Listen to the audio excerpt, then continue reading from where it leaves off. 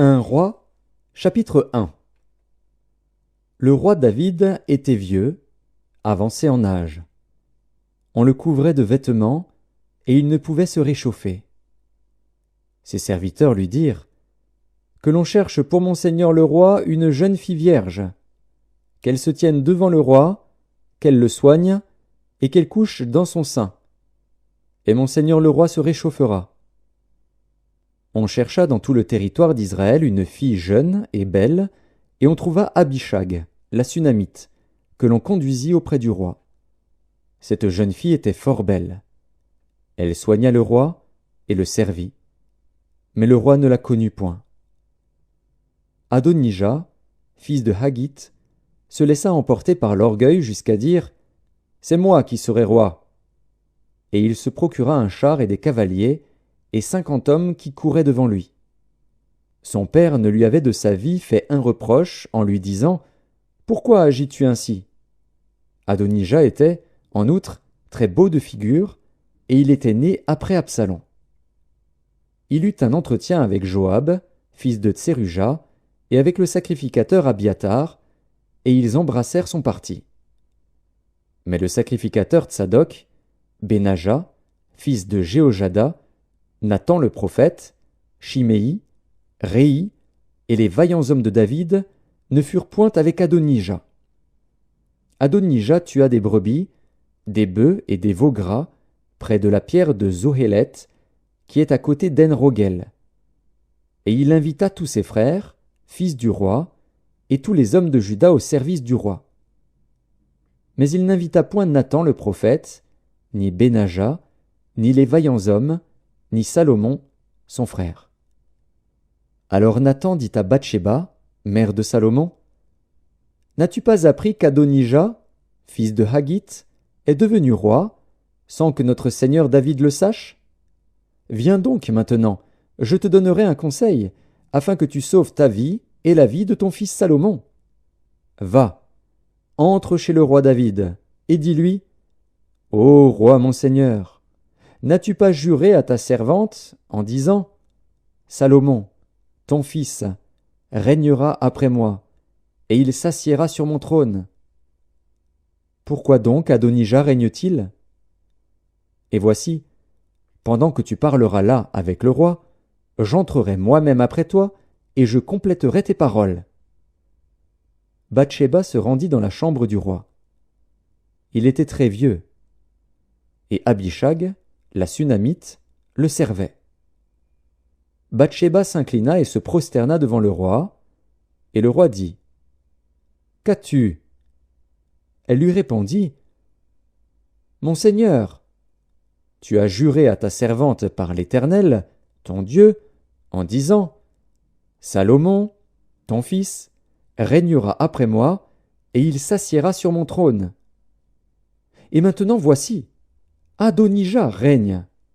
Et tu ne le sais pas, ô roi mon seigneur. Il a tué des bœufs, des veaux gras et des brebis en quantité. Et il a invité tous les fils du roi, le sacrificateur Abiatar, et Joab, chef de l'armée, mais il n'a point invité Salomon, ton serviteur. Ô roi mon seigneur, tout Israël a les yeux sur toi, pour que tu lui fasses connaître qui s'assiera sur le trône du roi mon seigneur après lui. Et lorsque le roi mon seigneur sera couché avec ses pères, il arrivera que moi et mon fils Salomon nous serons traités comme des coupables. » Tandis qu'elle parlait encore avec le roi, voici, Nathan le prophète arriva.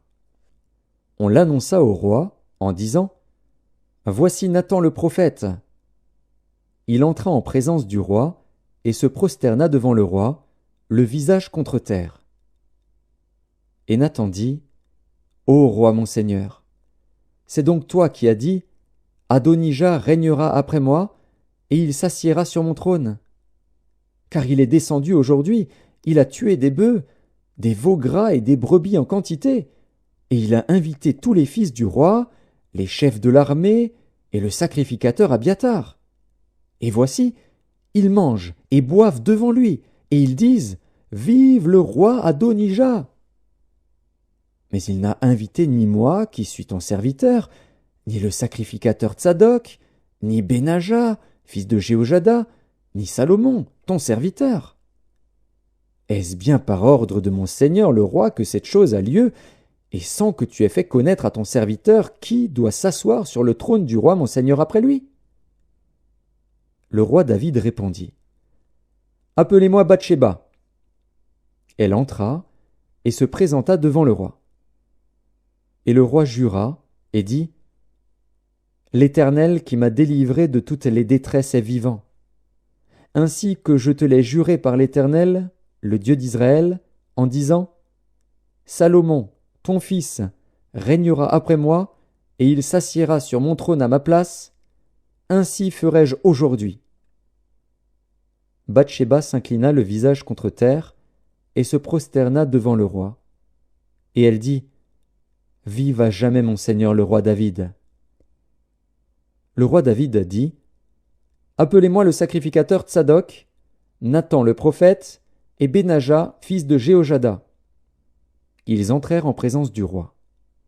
Et le roi leur dit: Prenez avec vous les serviteurs de votre maître. Faites monter Salomon, mon fils, sur ma mule, et faites-le descendre à Guillon. Là, le sacrificateur Tsadok et Nathan le prophète loindront pour roi sur Israël. Vous sonnerez de la trompette, et vous direz: Vive le roi Salomon! Vous monterez après lui, il viendra s'asseoir sur mon trône, et il régnera à ma place. C'est lui qui, par mon ordre, sera chef d'Israël et de Juda. Benaja, fils de Jéhojada, répondit au roi: Amen. Ainsi dise l'Éternel, le Dieu de mon seigneur le roi. Que l'Éternel soit avec Salomon comme il a été avec mon seigneur le roi, et qu'il élève son trône au-dessus du trône de mon seigneur le roi David. Alors le sacrificateur Tsadok descendit avec Nathan le prophète, Benaja, fils de Jéhojada, les Kérétiens et les Pélétiens. Ils firent monter Salomon sur la mule du roi David, et ils le menèrent à Guillon. Le sacrificateur Tsadok prit la corne d'huile dans la tente, et il oignit Salomon. On sonna de la trompette, et tout le peuple dit: Vive le roi Salomon! Tout le peuple monta après lui, et le peuple jouait de la flûte et se livrait à une grande joie, la terre s'ébranlait par leurs cris. Ce bruit fut entendu d'Adonija et de tous les conviés qui étaient avec lui, au moment où il finissait de manger. Joab, entendant le son de la trompette, dit: Pourquoi ce bruit de la ville en tumulte? Il parlait encore lorsque Jonathan, fils du sacrificateur Abiatar, arriva. Et Adonija dit: Approche, car tu es un vaillant homme, et tu apportes de bonnes nouvelles. Oui, répondit Jonathan à Adonija, notre seigneur le roi David a fait Salomon roi. Il a envoyé avec lui le sacrificateur Tsadok, Nathan le prophète, Benaja, fils de Jéhojada, les Kérétiens et les Pélétiens, et ils l'ont fait monter sur la mule du roi. Le sacrificateur Tsadok et Nathan le prophète l'ont oint pour roi à Guillon. De là, ils sont remontés en se livrant à la joie, et la ville a été émue. C'est là le bruit que vous avez entendu. Salomon s'est même assis sur le trône royal. Et les serviteurs du roi sont venus pour bénir notre seigneur le roi David, en disant: Que ton Dieu rende le nom de Salomon plus célèbre que ton nom, et qu'il élève son trône au-dessus de ton trône.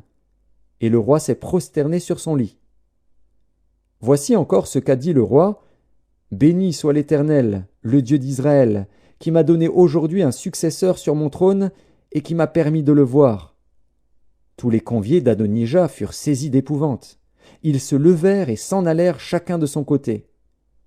Adonija eut peur de Salomon. Il se leva aussi, s'en alla, et saisit les cornes de l'autel. On vint dire à Salomon: Voici, Adonija a peur du roi Salomon, et il a saisi les cornes de l'autel, en disant: Que le roi Salomon me jure aujourd'hui qu'il ne fera point mourir son serviteur par l'épée. Salomon dit: S'il se montre un honnête homme, il ne tombera pas à terre un de ses cheveux. Mais s'il se trouve en lui de la méchanceté, il mourra. Et le roi Salomon envoya des gens qui le firent descendre de l'autel. il vint se prosterner devant le roi Salomon, et Salomon lui dit « Va dans ta maison. »